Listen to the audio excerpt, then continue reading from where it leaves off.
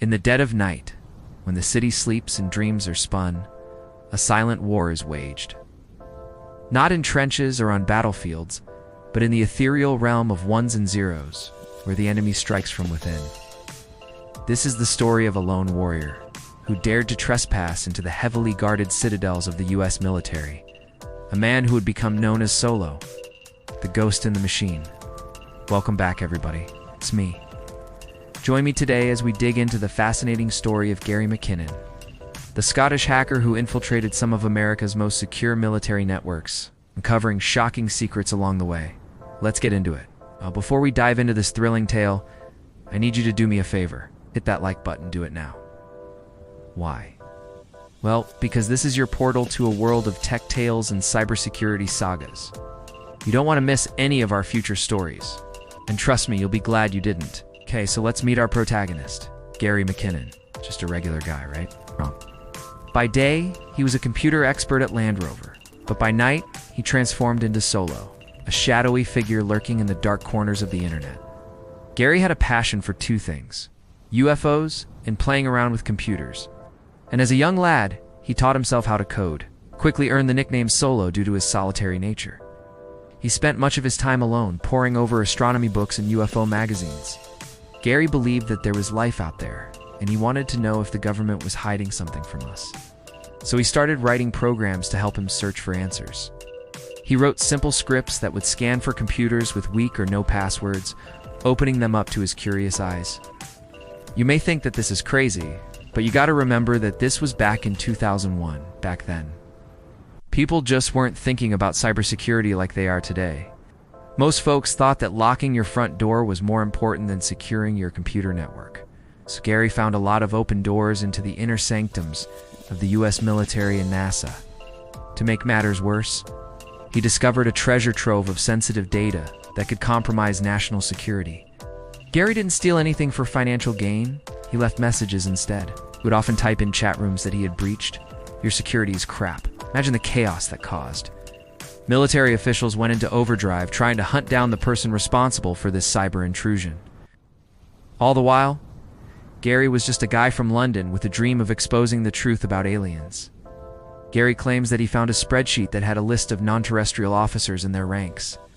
He also found a grainy black and white photograph that looked like a cigar-shaped alien spacecraft. Tried to download it but got caught in the act and forced to flee. As he frantically tried to save the image, he was pursued all over the internet by security teams trying to stop him. Gary was a ghost in the machine, and he was good at staying one step ahead of the authorities, but his luck would eventually run out. It turned out that Gary had made a critical mistake. He had used his own email to sign up for some of the software he used during his hacks. This left a clear trail back to him, and the authorities were able to track him down. The arrest sent shockwaves through the computer hacking community. People could not believe that someone had managed to infiltrate some of the most secure computer networks in the world. Many saw Gary as a hero who was trying to expose the truth. Others saw him as a criminal who had violated the law. Gary was arrested in his bedroom at his mother's house in London. The charges against him were serious. The US government accused him of causing more than $700,000 in damages. Gary was taken to court, and the battle for his freedom began. His mother, June, was his rock throughout this ordeal. She became a fierce advocate for her son, speaking out against the US government and their treatment of Gary. She argued that Gary was a vulnerable individual with Asperger's syndrome, who was driven by obsession rather than malice. The case went on for years, with Gary fighting extradition to the United States, where he could face up to 70 years in prison. Finally, in 2012, after a long and hard-fought battle, Gary's extradition was blocked on human rights grounds. The US government had pushed for his extradition, arguing that he was a cyber terrorist who had deliberately targeted their computer systems. But the British government ruled that sending Gary to the US would be inhumane given his health issues. The US government eventually dropped its case against Gary, and he was free. The story could have ended there. But Gary wasn't the same ever since his arrest. He developed severe social anxiety disorder and couldn't hold down a job. He spent most of his time at home playing video games and searching for UFOs online. The ordeal had taken a heavy toll on him, and he needed help. But Gary wasn't the only one who had been affected. The US government had been embarrassed on the world stage. Their failure to catch Gary had made headlines, and they were determined to make an example out of him. They pressed charges against him and made sure that everyone knew what he had done. This wasn't just about catching a hacker. This was about making sure that no one else would try it. But the US government wasn't the only one who was affected.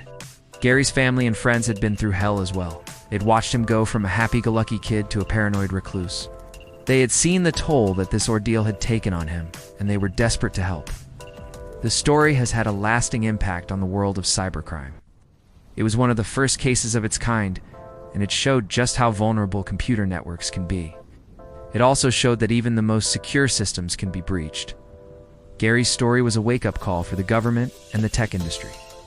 They needed to take cybersecurity more seriously. Gary's case was a wake-up call for the government and the tech industry. They needed to take cybersecurity more seriously. And that's exactly what happened. After Gary's arrest, the government took steps to make sure that it wouldn't happen again. They invested in better security measures and made sure that people were held accountable for their actions. Gary's story also had an impact on the way we think about cybersecurity today. It showed that even the most secure systems can be breached and that we need to be constantly vigilant. Today, Gary lives a quiet life in Scotland. He's still passionate about UFOs, but he's also become an advocate for cybersecurity, speaks out about the importance of protecting our computer networks and the need for better regulation. Gary's story is a reminder that the battle for cybersecurity is never ending. We need to be constantly vigilant and prepared for the next cyber threat. As I've said before, the fight for cybersecurity isn't just a technical one. It's a battle between good and evil. And Gary's story is a reminder of that. He was a good guy who was simply trying to expose the truth, but he was up against some very powerful forces. Nevertheless, he didn't back down. He fought for what he believed in until the end. I think Gary's story is an inspiration to us all. It shows that one man's fight for justice can make a difference no matter how powerful the opposition is. He was a true modern-day Robin Hood. He took on the rich and powerful and exposed their secrets. He was a hero in every sense of the word. So here's to you, Gary McKinnon, the ghost in the machine. May your legend live on forever.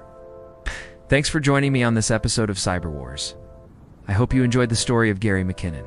If you did, don't forget to hit that like button and subscribe for more. See you next time.